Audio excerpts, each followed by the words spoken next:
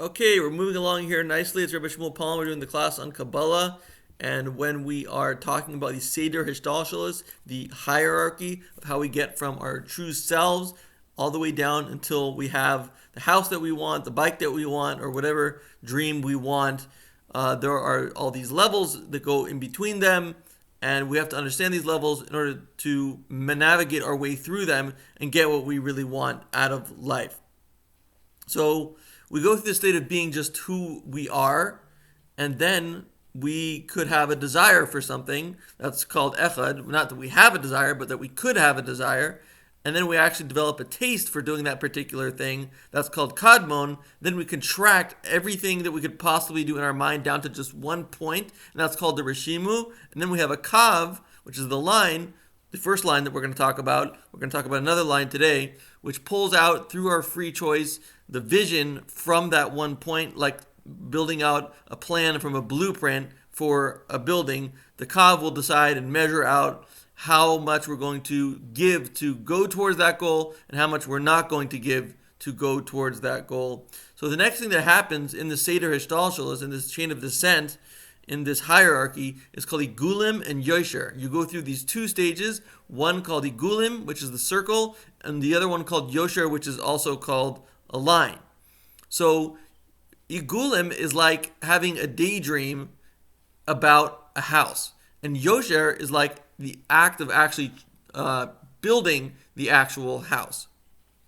So in the circle, your keser, which we spoke about, is the first level, is your desire and your pleasure is the most important thing in the circle. But in the line, the actual main thing is the action, the actually having of the actual house. And this teaches us how we should actually set up our lives.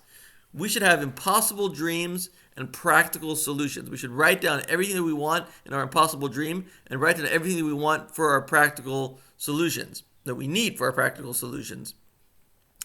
Once we have the actual image of the thing that we actually want, that will, so to speak, bribe all the other previous 9 levels and make us think and feel in ways that will bring us closer to that goal. If you go straight to the straight line, then you will not dream big enough. You could accomplish much, much more than you think. So you want to have that daydream, and you want to be able to really examine, dream up, and decide what you could possibly do if there were no limitations on you, and then from there, funnel it down into the practical solutions. These two modes of the circle and the line are summarized nicely when people say it's the thought that counts.